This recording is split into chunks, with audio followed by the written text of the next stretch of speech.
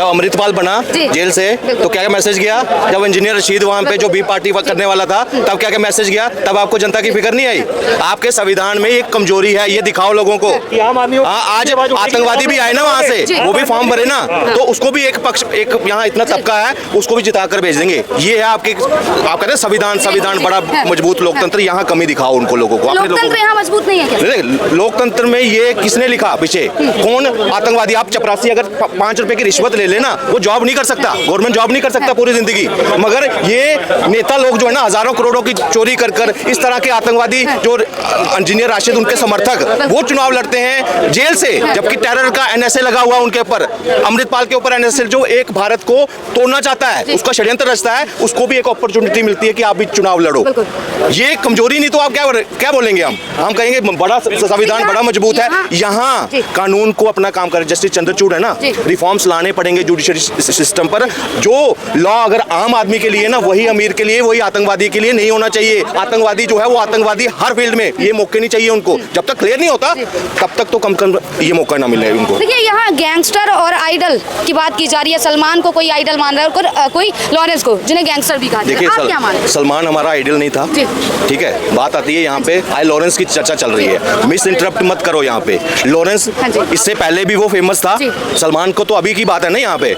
Lawrence पहले भी famous था, आज उसकी अगर फेमस, अगर मेरे जैसा अगर पढ़ा लिखा आदमी भी अगर उसको सपोर्ट कर रहा है ना, उसका रीजन है कि आज खालिस्तानी का जो वहाँ ट्रूडो है ना कनाडा में, वो भी लॉरेंस बिश्नोई का नाम ले रहा है कि वहाँ हमारे वहाँ के खालिस्तानियों को मारा जा रहा है। तो आप एज ए भारतीय मेरे देश को जो तोड़ने का सपना देखते हैं, अगर उसको कोई भारतीय मार रहा है तो वो मेरे लिए अच्छा है, मेरा हीरो है या नहीं है? वो तो मेरे लिए लॉरेंस बिश्नोई इस वजह से हीरो है। वो गैंगस्टर है क्या है, वो अभी जेल में साबित होना बाकी है। संविधान कहता है कि वो मुलजिम है, मुजरिम नहीं है। मुजरिम तब बनेगा वो साबित होगा, फिर हम उसको गैंगस्टर कहें, कुछ करें, अगर उसके ऊपर ठप्पा लगता है। दाऊद जो है वो डॉन था, उसके ऊपर पूरा बम ब्लास्ट के कहीं साबित हो चुके हैं, वो भगोड़ा है यहाँ का, इसीलिए हम उसको डंके की चोट पर उसको आतंकवादियां उससे जोड़ते हैं। जब सर ये इतने ही सही है, लॉरेंस सही है, तो करनी सेना इनाम क्यों रख रही है इनकाउंटर करने? देखिए वो पब्लिसिटी स्टंट है, पब्लिसिटी।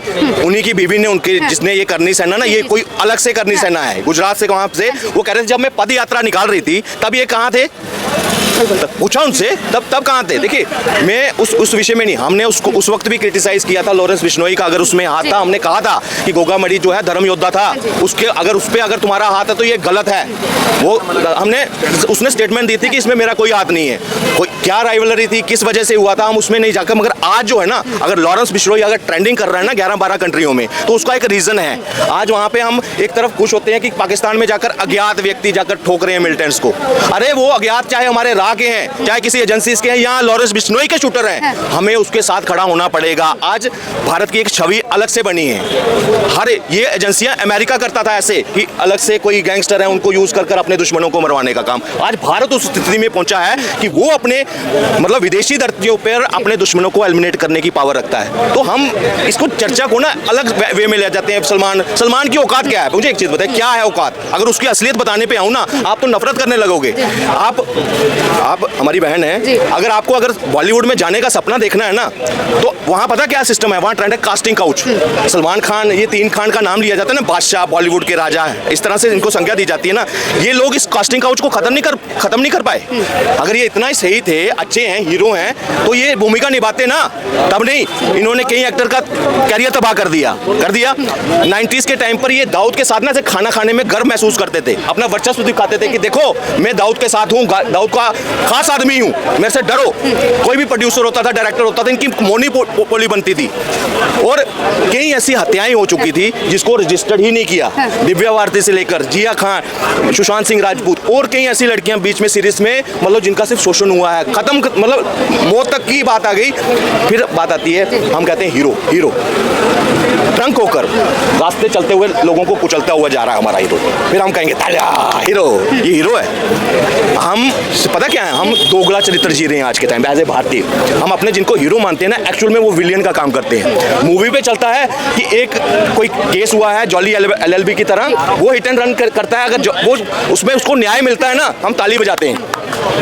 जॉली LLB देखी होगी शायद आपके दर्शकों को, वहाँ सेम यही था, हिट एंड रन केस था, मजबूत बाप की औलाद था, पूरा हाई फाई वकील खड़े कर दिए।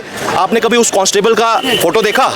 जब ये केस रजिस्टर्ड हुआ था उस वक्त कांस्टेबल हॉस्पिटल की उस तस्वीर देखना, जब ये इस पे फैसला आया था जी। वो मर गया था वो कांस्टेबल, और उसकी लास्ट वायरल फोटो देखना, हॉस्पिटल की बेड की टाइम पे बाल तक जड़ दिए थे, ऐसे पतला सा हो गया था। ये कहा था ये पावर का शोषण था उसके लिए कि आपको केस जीतना है, एडवोकेट्स ये पूरा तंत्र जो है ना उसको टॉर्चर करने में लगा था। अंत में वो मर गया, मगर अपनी बात से मुकरा नहीं।